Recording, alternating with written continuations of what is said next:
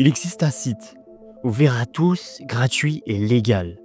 Un moteur de recherche, mais pas comme Google. Ce site ne cherche pas des vidéos de chats, il cherche toi. Ce site que peu de gens connaissent va te laisser sans voix.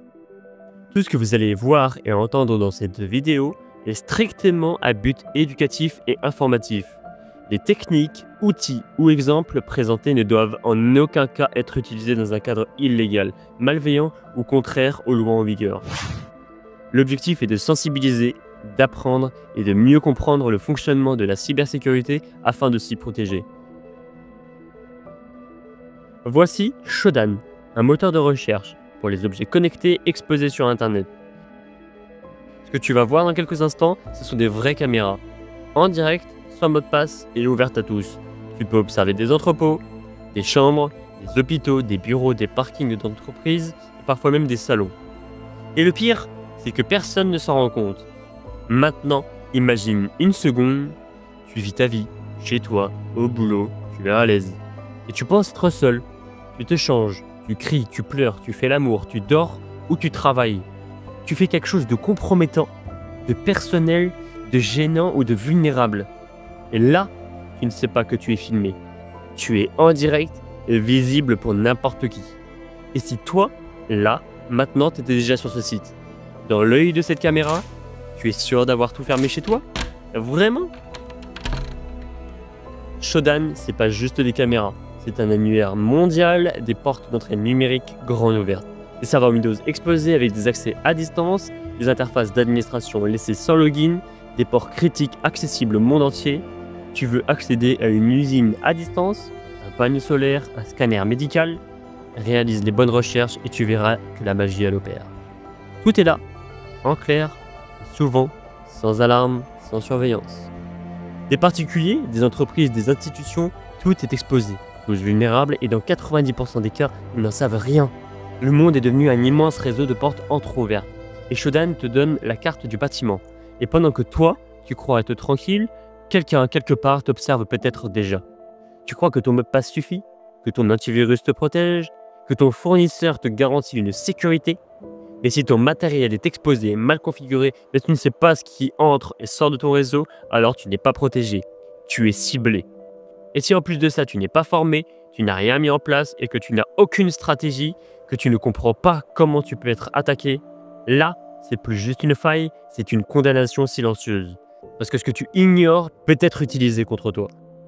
Alors, regarde bien cette carte. À première vue, on dirait simplement une carte du monde. Rien d'extraordinaire, mais plus tu zoomes, plus tu affines ta recherche. Et là, tu t'aperçois que chaque point lumineux n'est pas un simple pixel. C'est une machine, une caméra, un serveur ou un objet connecté. Et tous ces points, ils ont un point commun. Ils sont accessibles depuis Internet. Ça veut dire que beaucoup d'entre eux, tu peux carrément y avoir accès. Pas juste les voir sur une carte, mais entrer dedans. Accéder à une caméra et la contrôler. Ouvrir une session Windows à distance, naviguer dans un serveur comme si c'était le tien. Ces machines ne sont pas simplement connectées, elles sont offertes au monde entier. Et un attaquant peut littéralement en prendre possession. Pas protégé, pas sécurisé, exploité. Derrière cette carte, c'est un monde entier de portes numériques laissées grandes ouvertes. Ici, par exemple, je filtre sur un port bien précis, le 3389. C'est le protocole RDP, donc c'est l'accès à distance à un ordinateur Windows. Et là, tu vois 342 résultats, ouverts à n'importe qui.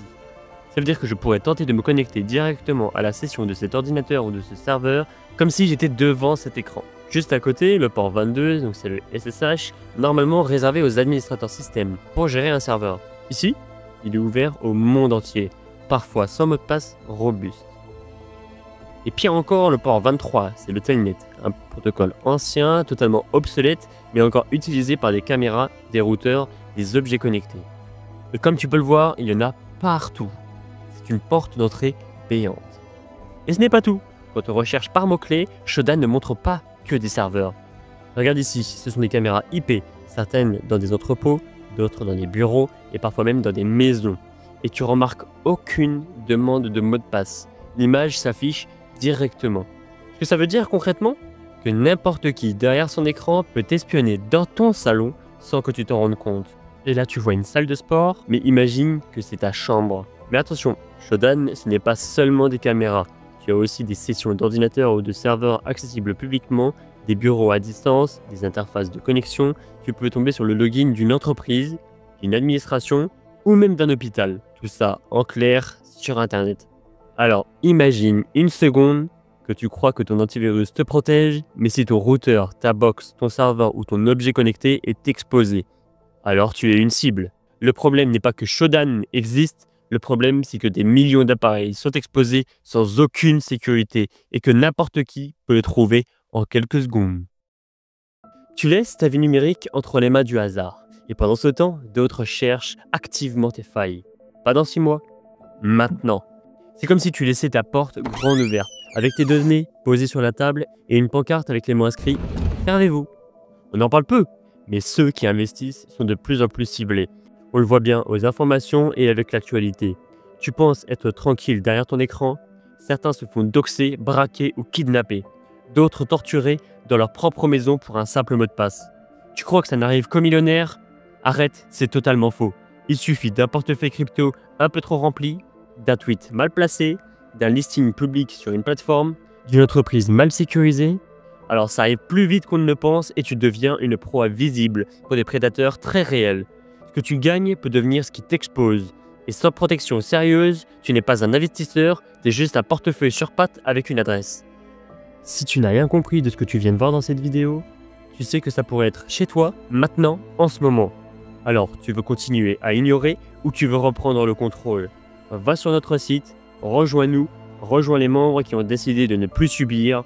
Chez Optinet Security, on ne vend pas de rêve, on accompagne réellement au cas par cas avec des stratégies concrètes, des outils maîtrisés et un vrai niveau de paranoïa constructive. Parce qu'aujourd'hui, soit tu deviens imprenable, soit tu restes vulnérable. Alors, à toi de choisir.